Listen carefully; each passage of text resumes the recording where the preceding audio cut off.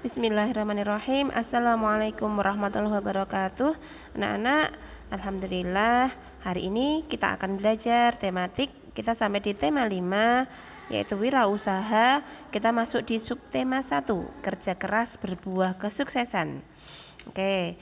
Indonesia merupakan salah satu negara di dunia yang merasakan hidup di alam penjajahan. Jadi negara kita ini pernah dijajah. Nah, penderitaan dan kesengsaraan hidup di bawah tekanan penjajah membuat Indonesia itu memiliki jiwa kepedulian yang sangat besar terhadap negara-negara lain yang memiliki nasib yang sama. Oleh karena itu, Indonesia bersama-sama dengan negara-negara lain di kawasan Asia Tenggara menggalang kerjasama dan membentuk suatu wadah yang bernama ASEAN, Association of Southeast Asian Nation. Oke, silakan dibuka bukunya halaman 3 di pembelajaran 1 ya. Nah, Indonesia merupakan negara pelopor terbentuknya ASEAN. Salah satu negara pelopor terbentuknya ASEAN, Indonesia memegang peranan yang sangat penting. Nah, hal ini menjadikan Indonesia sangat dihormati oleh negara tetangga, khususnya negara anggota ASEAN. Kita harus bersyukur kepada Allah Subhanahu wa taala karena negara kita ini memiliki posisi yang sangat penting di kawasan Asia Tenggara.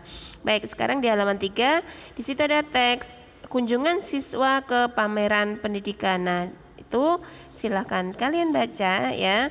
Kemudian setelah kalian baca, silahkan dijawab pertanyaan-pertanyaan yang ada di halaman 8. Oke ya. Jadi teksnya ini sangat panjang, kalian baca dengan cermat mulai dari halaman 3, 4, 5, 6, 7. Nah, dibaca dengan cermat ya. Nah, kemudian ada 5 pertanyaan, ada 1, 2, 3, 4, 5. Oke, setelah itu kita lanjut lagi. Nah, oke, di sini pameran pendidikan yang dikunjungi siswa-siswa kelas 6 SD Banjarsari itu memberikan wawasan tentang negara di Asia Tenggara ya. Nah, kemudian di halaman 13 ya nak ya, di halaman 13. Nah, kemudian kalian jawab soal-soal di bawah ini ya. Ada 1, 2, 3, 4, 5. Oke. Kemudian beberapa negara di kawasan Asia Tenggara telah menjadi anggota ASEAN ya. Jadi sampai saat ini ada 11 anggota ya. Seiring dengan bergabungnya Timor Leste pada tahun 2011. Oke, itu di halaman 13, silahkan dibaca. Oke anak-anak, kemudian kita lanjut lagi. Sebelumnya di halaman 9 di situ ada teks tentang sejarah lahirnya ASEAN. Silahkan dibaca dulu teksnya ya, halaman 9 sama 10. Kemudian di situ ada, setelah kalian baca teksnya di halaman 11 itu ada permainan-permainan ya. Ayo bermain kata, mencari huruf sesuai wacana. Oke, silahkan dicari ya untuk latihan ya. Oke, kemudian kita lanjut lagi nak tentang magnet.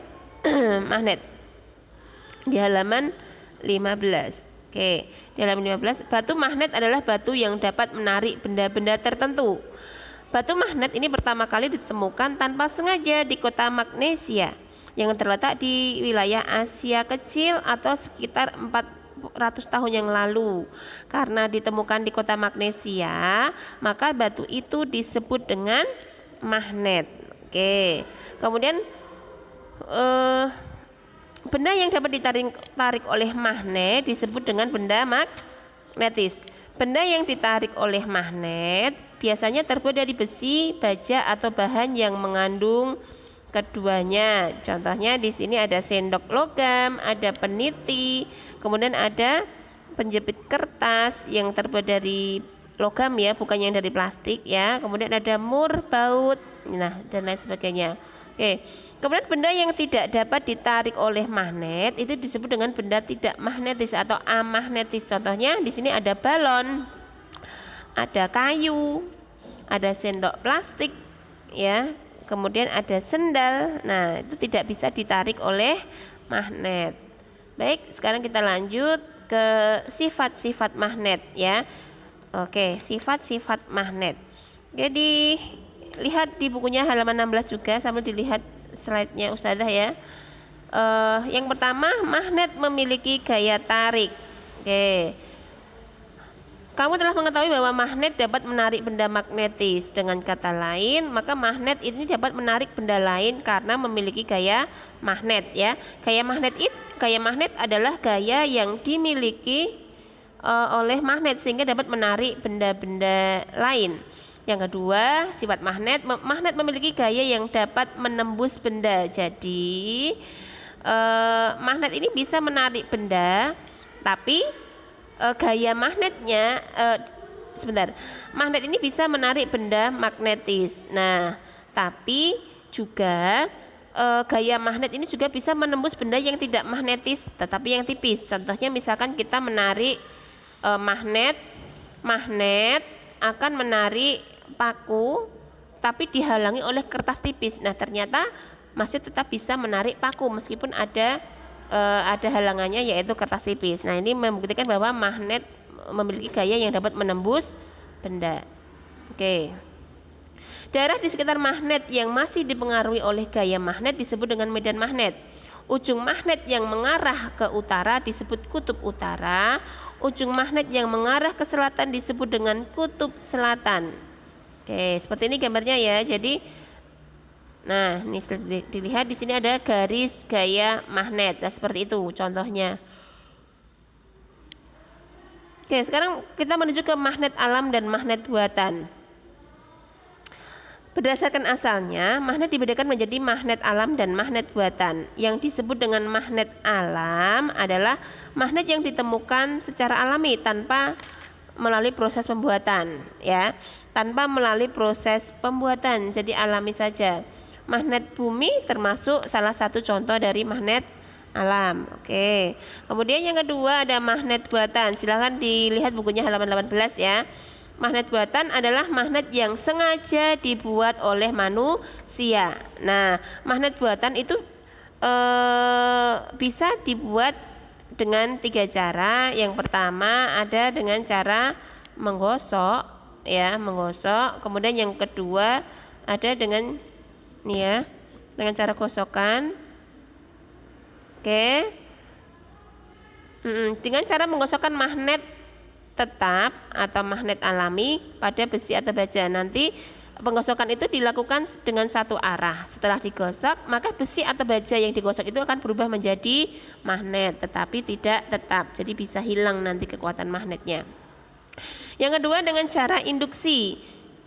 Dengan cara induksi itu dilakukan dengan cara mendekatkan magnet pada batang besi atau baja. Nanti lama-lama batang besi atau baja yang didekatkan pada magnet itu akan bersifat magnet yang mempunyai gaya magnet, tapi juga tidak tetap. Kemudian yang ketiga, membuat magnet dengan cara menggunakan arus listrik atau elektromagnetik. Baik, oke. Setelah itu silahkan dikerjakan halaman 20 ya. Halaman 20 silakan dikerjakan untuk latihan. Oke, sekarang kita lanjut lagi ke formulir ya. Formulir adalah lembar atau surat yang harus diisi ya. Jenis formulir ini bermacam-macam. Ada formulir pendaftaran, ada kartu anggota, ada wesel pos, ada kartu pos, daftar riwayat hidup, dan slip tabungan. Dibaca bukunya halaman 23. Kemudian di halaman 24 di situ ada contoh dari formulir. Nih di slide juga ada ya, contoh formulir. Nanti bisa kalian isi ya. Bisa kalian isi di halaman 24. Kita lanjut di halaman 26 seperti di slide ini ya. Nih ada kartu pendaftaran anggota perpustakaan Rumah Belajar Ananda. Bisa kalian tuliskan di situ ya, ditulis di situ. Kemudian kita lanjut lagi ke halaman 2, pembelajaran 2 ya. Di pembelajaran 2, oke, silakan dibaca teks tentang kerjasama ekonomi ya, kerjasama ekonomi dibaca dengan seksama, kemudian dijawab pertanyaan halaman 29. Oke, ini banyak muatan pelajaran bahasa Indonesianya ya. Oke, kemudian kita setelah anak-anak mengerjakan soal nomor 1 sampai 3, dibaca lagi ya, dibaca lagi teks halaman 29 produk negara ASEAN. Oke, sekarang kita lanjut lagi. Oke, reklame, tentang reklame. Dibaca bukunya halaman 30, dibuka halaman 30 ya. Reklame berasal dari bahasa Spanyol, kata re yang berarti kembali atau berulang-ulang, dan klomos yang artinya berseru. Jadi berseru berulang-ulang atau kembali diserukan. Oke. Di situ dilihat, dibaca halaman 31, apa itu pengertian reklame. Kemudian contoh reklame yang kita kenal itu ada spanduk, ada poster, ada selebaran, ada brosur dan lain-lain. Bisa dilihat di situ, ya. Jadi ada spanduk, ada poster, ada selebaran. Kalian bisa membedakan ya. Oke. Salah satu tujuan reklame adalah untuk mempromosikan suatu produk atau barang maupun jasa kepada masyarakat. Oke. Nah, di situ halaman 34 ada penjelasan tentang reklame, ada fungsi reklame, ada syarat-syarat reklame, kemudian ada macam-macam reklame. Ya, banyak sekali macam-macam reklame ini ya. Dan kalian baca. Oke, kemudian dikerjakan soalnya halaman 38. Sekarang kita lanjut lagi, Nak.